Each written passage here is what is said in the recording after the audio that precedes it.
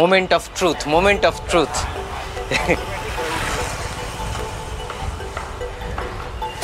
যেন মনে হচ্ছে নিজের বাইকেই বসছি।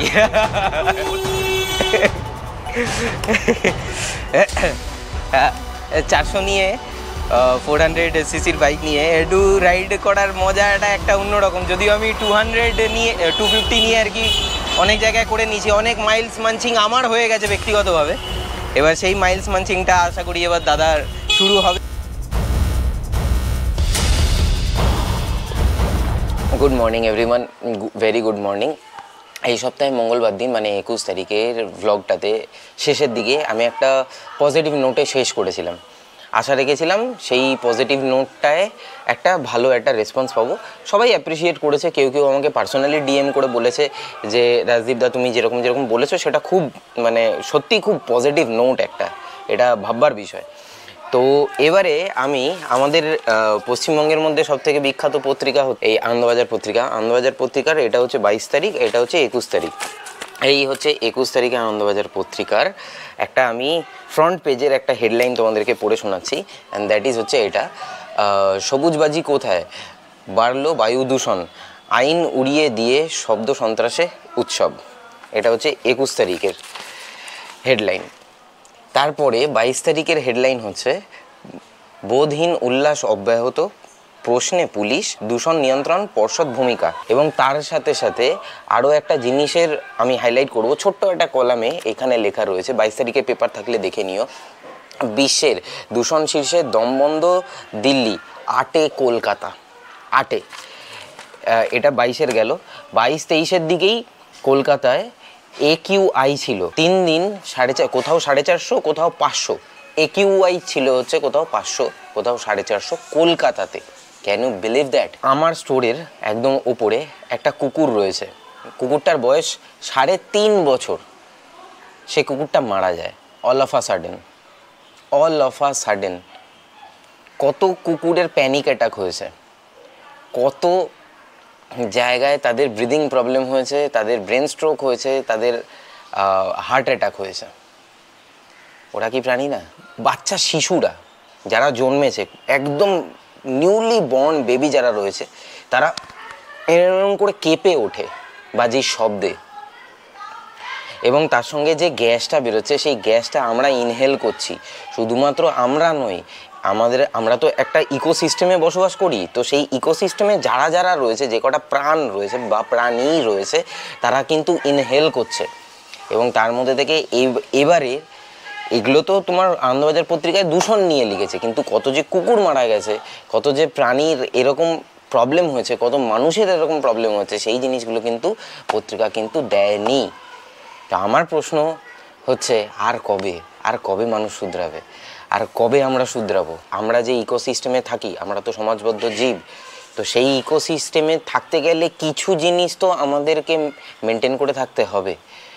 তারপরে আমরাই বলি এই এত ঝড় জল বৃষ্টি হচ্ছে, ওয়েদার হচ্ছে, শীতকালে শীত পড়ছে না, গরমকালে চরম গরম পড়ছে, বর্ষাকালে বর্ষা ভাসিয়ে দিচ্ছে, এই সব কী হচ্ছে, সব এই সেই হেনা তেনা এরকম সব কিছু দোষারোপ করি। কিন্তু যাদের দিকে আঙুল তুলি, অ্যাকচুয়ালি তো আঙুলটা তোলা উচিত আমাদের নিজেদের দিকে, তাই নয় কি?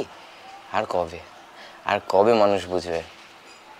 আমার মনে হয় সময় কিন্তু হয়ে গেছে, সময় চলে এসছে মানুষের ছোট ছোট যে দায়িত্ববোধগুলো রয়েছে, সেই দায়িত্ববোধগুলো পালন করা। এটা কিন্তু আমাদেরই ঘর, এই পৃথিবীটা, এই পরিবেশটা, এটা কিন্তু আমাদেরই রক্ষা করা কিন্তু একটা দায়িত্ব কর্তব্যের মধ্যে পড়ে। এবং তার সাথে সাথে যেহেতু মানুষ, আমরা বুদ্ধিমান, না হলে তো ওদের মতো আমাদের নাম হয়ে যেত জানোয়ার। সত্যিই কি আমরা জানোয়ার নাকি আমরা মানুষ? তাই না? তো যদি সত্যি মানুষ হয়ে থাকি, তাহলে মানুষের মতো কাজ করাটা উচিত, আর না হলে জানোয়ারদের মতো প্রবৃত্তি হয়ে যাবে আস্তে আস্তে ধীরে ধীরে। এইটুকুনি বলার ছিল। বাকি আমরা মানুষ না আমরা জানোয়ার, আমাদের কি করা উচিত কি করা উচিত না, আমি যে পয়েন্ট, যেই জিনিসটা তুলে ধরলাম, এটা নিয়ে তোমাদের কি বক্তব্য কমেন্ট বক্সে কমেন্ট করে জানিও। নিজেদের চেনা পরিচিতর মধ্যে আমি তো ডমিনার চালাই।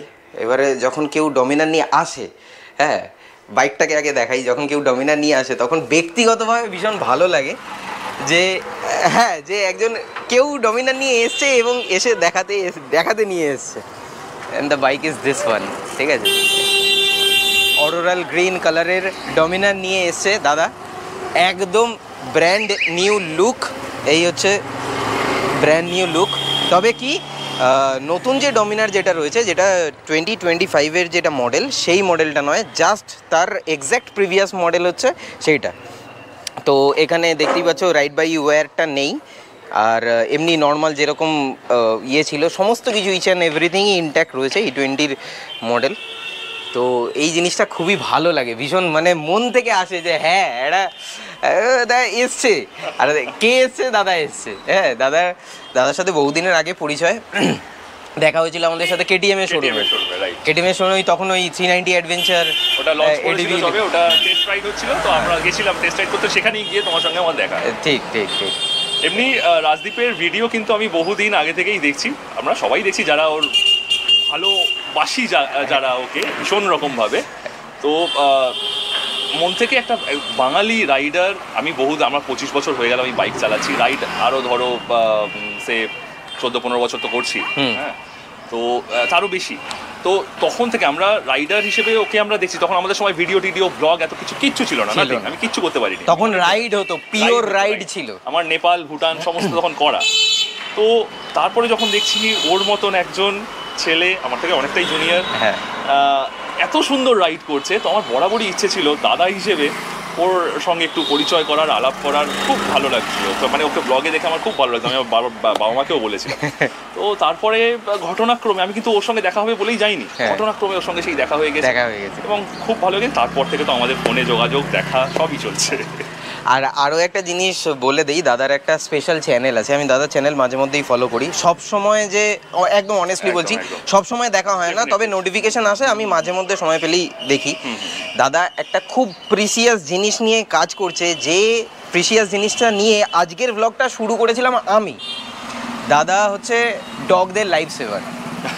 হ্যাঁ, দাদা ভীষণ পরিমাণে এই জিনিসটা নিয়ে অ্যাওয়ারনেস ক্রিয়েট করেছে মানুষের মধ্যে, এবং তার সঙ্গে সঙ্গে অনেক রেস্কিউ করেছে, প্রচুর রেস্কিউ করেছে। তো দাদা চ্যানেলে গেলে আমি চ্যানেলের লিঙ্ক দিয়ে দেবো, হ্যাঁ, দেখো পারলে যে দাদা কীরকম ধরনের কাজ করে এসছে, মানে মানুষটাই অন্যরকম।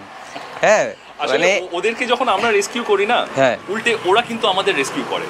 এটা তাই। হ্যাঁ, আমরা এই যে কিরকম রেস্কিউ, এটা অ্যাস্থেটিক্যাল একটা ব্যাপার আছে। ধরো এই যে আমরা সবসময় তো আমরা মানুষ, আমাদের মধ্যে স্বার্থ, আমাদের মধ্যে ঘৃণা, হিংসা সমস্ত কিছু আছে, কিন্তু এই যে প্রাণীরা না, এদের মধ্যে কোনো স্বার্থ নেই, এরা একেবারে নিঃস্বার্থ। এদের যে ভালোবাসাটা, এটা যখন তুমি পাবে না, তোমার এই দৈনন্দিন জীবনের ক্লেদ, যে কষ্ট যন্ত্রণা, এগুলো থেকে না তুমি এক লহমায় তুমি মুক্তি পেয়ে যাবে। একদম, এটা অনেকটা মোক্ষ লাভের মতন, মানে প্রতিদিন যেন মোক্ষ লাভ করা, এটা অনেক বড় ব্যাপার। বিবেকানন্দ তো বলেই গেছিল, জীব সেবাই শিব সেবা। একদম তাই, একদম তাই না? ঠিক। একটু বসি আমি, আরে জুতো পড়তে হবে, দাঁড়াও জুতো পরে আসি। Moment of truth.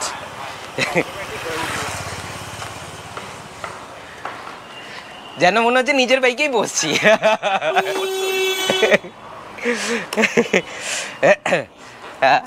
400 নিয়ে 400cc বাইক নিয়ে একটু রাইড করার মজাটা একটা অন্যরকম। যদিও আমি 250 নিয়ে আর কি অনেক জায়গায় করে নিয়েছি, অনেক মাইলস মাঞ্চিং আমার হয়ে গেছে ব্যক্তিগতভাবে।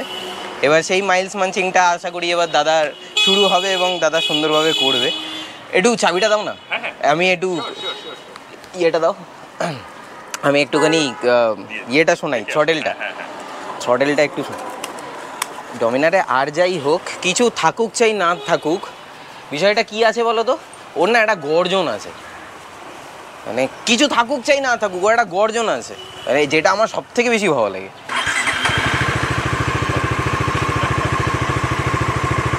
একে বলে গর্জন।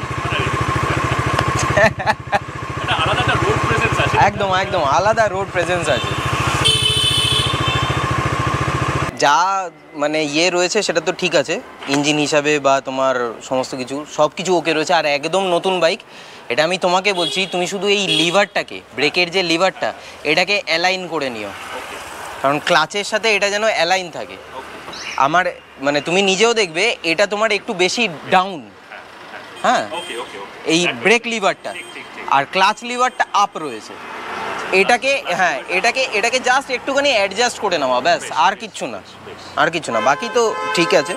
আর একদম ব্র্যান্ড নিউ ইঞ্জিন। খুব ভালো ডিলে পেয়েছো তুমি বেসিক্যালি, হ্যাঁ খুব ভালো ডিলে পেয়েছো। না না, ভালো করেছো, ভালো করেছো। আর সবথেকে বড় কথা, তোমার টায়ারেরও তো কোনো ইয়ে হয়নি না।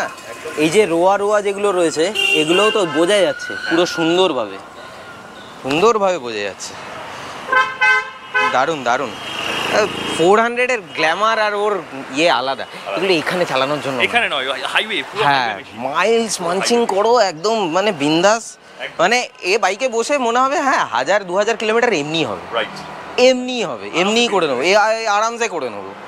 হ্যাঁ, আর যদি ঠিকঠাক মতো করে লাগেজ সেট আপ করে নাও, ব্যাস, ও যত ওয়েট পড়বে ও সুন্দর, এমনি ও মাথা ভারী, আর সুন্দর গ্রাউন্ড মানে ইয়ে নিয়ে মাথা মাটি কামড়ে যায়, ওটা আরো সুন্দরভাবে হবে। এসো ভেতরে এসো।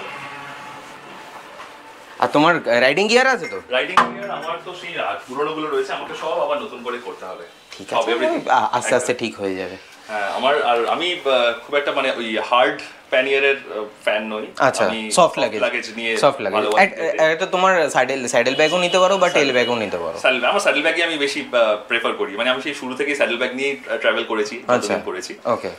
আর হয়তো এখন যেটা বেরিয়েছে এটা ট্যাঙ্ক ব্যাগ আমার মানে হ্যান্ডি জিনিসগুলো যেগুলো রাখা, বাস দ্যাটস ইট। আমি যদি লাদাখও যাই, I always love to travel light.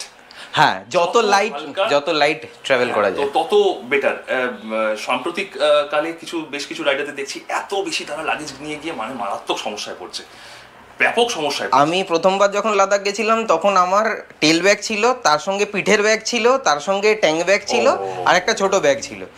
তো তখন আমি লাগেজ ম্যানেজ কিভাবে করতে হয় সেটা আমি জানতাম না। তবে আজকের ডেটে যদি কেউ আমাকে বলে যে লাদাখ যেতে গেলে কি হবে, আমার দুটো ব্যাগে এনাফ। রাইট, একদম। আমার টেল ব্যাগ আর ট্যাঙ্ক ব্যাগ, এই দুটো ব্যাগে আমার সব কিছু হয়ে যাবে, কারণ আমি শিখে গেছি লাগেজ ম্যানেজমেন্টটা কিভাবে করতে হয়। এটা অনেক বড় আর্ট, ভীষণ আর্ট, এটা বিশাল এবং ইম্পর্টেন্ট একটা আর্ট। ভীষণ তাই, একদমই তাই। আর আরেকটা জিনিস আমি বলছি যে আমি ব্যক্তিগতভাবে ইচি বুটসকে ভীষণভাবে ফলো করি। আচ্ছা। তো ওকে আমি দেখেছি, নোরা লিওর নাম, নোরালিকে আমি দেখেছি যে ও এত সারা পৃথিবী ঘুরে বেড়াচ্ছে, এখনো আফগানিস্তান ট্রাভেল করছে, পাকিস্তান থেকে আফগানিস্তান গেছে। ওখানেও দেখবেন ও একটা পুরোনো দিনের একটা টেনারে ইউজ করছে, পুরোনো দিনের, মানে খুব যেটা ব্যাকডেটেড। ও মানে বেশি ইলেকট্রনিক্স পছন্দ করে না বাইকে, তো ও একটা খুব বেসিক একটা টেনারে আগের মডেলের একটা ইউজ করছে, এবং ওর লাগেজ দেখবেন, ও কিন্তু ওয়ার্ল্ড ট্যুরের। একদম, একবার দেখে নেবেন তাহলেই বুঝতে পারবেন যে কি বলতে চাইছি। আমি যেহেতু ওকে ফলো করি, আমিও ওর মতন করি, আমার চিন্তা ভাবনাও সেরকমই, যত কম যত লাইট রাখা যায়, বাইক হালকা থাকে, আর চালিয়েও আরাম হয়। ম্যানুয়াল ডমিনারের ওজন এমনি 193 কার্ব ওয়েট, ঠিক আছে, তো সেটা মাথায় রেখে ওইসব যারা ডমিনার চালায় তারা ওইসব মাথায় রাখে না। তাদের মাথায় একটাই টার্গেট, আমি বাইক নিয়ে হাইওয়েতে উঠবো, মাইলস মানচিং করবো, একদম, ব্যাস, আর কোনো কথা হবে না।